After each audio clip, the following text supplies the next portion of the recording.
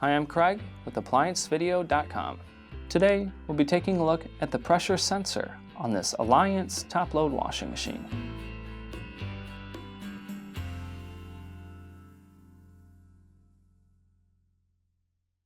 Stop. Before beginning any repair, always be sure to disconnect the power to the appliance.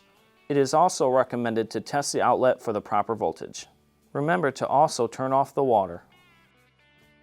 The main reasons why you'd be replacing your pressure sensor is if the unit will not fill with water because it thinks it is already full, or is overflowing and not stopping when it's going into fill. Now, click on the link below to view this repair video. ApplianceVideo.com guides you step by step, giving you the confidence to avoid recalls and callbacks, also saving time on repairs. Whether you're up against an uncommon repair or the latest appliance on the market, our videos have been created with you in mind. Our growing library of videos have been produced using our factory-certified technicians who have extensive infield experience over the past 30 years.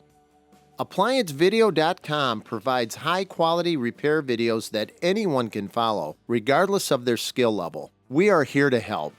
Click on the link below to view this repair video and let us help you do it right the first time.